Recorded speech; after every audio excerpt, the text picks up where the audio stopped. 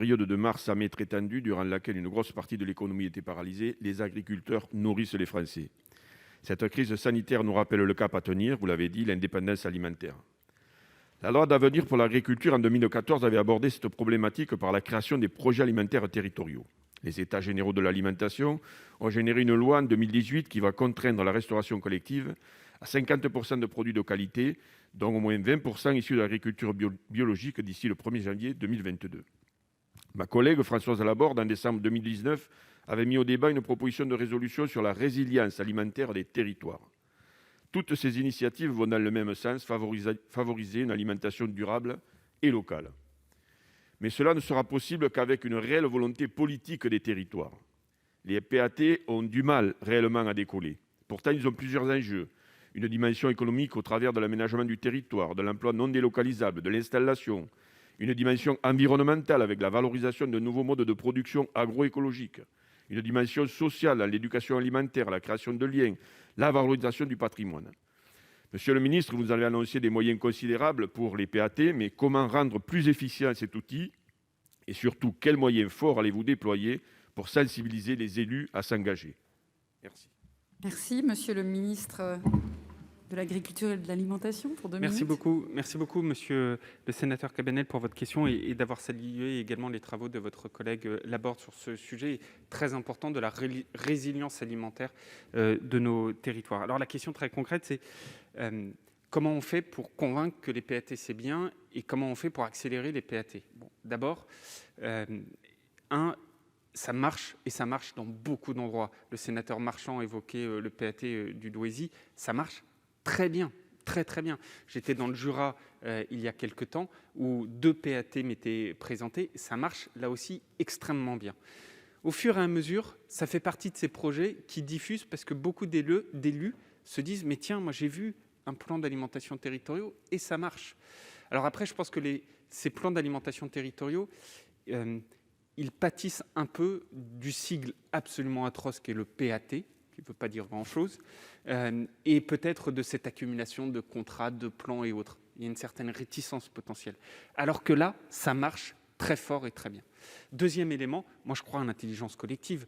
Mon rôle, c'est d'accompagner et de voir où était la faille. La faille, on ne va pas se mentir, l'État, en 4 ans, a fait de ces plans d'alimentation territoriaux quelque chose d'important. Il a financé à hauteur de 6 millions d'euros. En 4 ans, on mettait 40 000, 50 000 euros sur quelques dizaines de PAT. Si on veut avoir les moyens de son ambition, on se retrousse les manches et on met un paquet d'argent parce qu'on croit à ces projets. Et donc, on passe de 6 millions d'euros sur 4 ans à 80 millions d'euros sur 2 ans.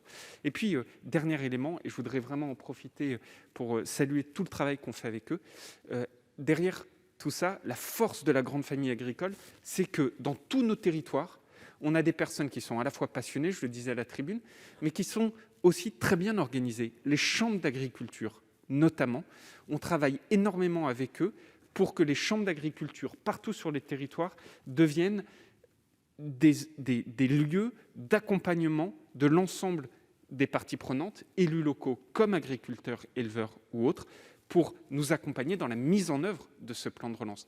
Le plan de relance, ce n'est pas le plan de relance du gouvernement et encore moins du ministre de l'Agriculture. C'est le plan de relance des Français, des agriculteurs et de ceux qu'ils nourrissent. Et donc, il nous faut absolument faire vivre toute cette famille. Les chambres d'agriculture jouent un rôle fondamental. C'est d'ailleurs pour ça que j'ai veillé à préserver leur budget dans le PLF que vous allez tout bientôt étudier.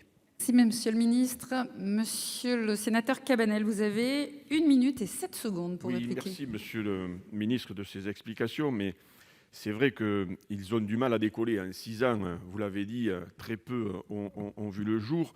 Vous allez mettre les moyens. Vous étiez fixé un objectif pour 2020 de 500 PAT. Aujourd'hui, vous pensez en réaliser un par département. Mais bon, je pense que tout le monde ici l'a bien compris, ce sont des outils indispensables pour pouvoir générer, en tout cas, cette alimentation locale et de proximité. Et justement, avec les budgets que vous y mettez, je suis d'accord avec vous, le bouche à oreille fera que d'autres élus s'engageront. Mais je ne voudrais pas non plus que, par rapport donc aux moyens engagés, dans la volonté que vous avez de mettre un PAT au moins par département, s'il y en avait plusieurs, ne pas de permettre à tous ceux qui ont envie d'aller au bout, de pouvoir les accompagner et ne pas se fixer comme seul objectif un par département. Laisser les choses aller dans le sens pour le bien de tous. Merci. Merci, chers collègues. J'invite à présent Monsieur Fabien Gay du groupe CRCE à poser sa question. Merci Madame la Présidente, Monsieur le Ministre. Nous remercions d'abord le groupe RDPI d'avoir initié ce débat sur l'agriculture locale et durable. Notre groupe est un grand défenseur acharné et un fervent promoteur de l'agriculture paysanne, biologique, respectueuse de l'humain et de la planète, tout en étant rémunérateur pour le monde paysan. Mais aujourd'hui, cette agriculture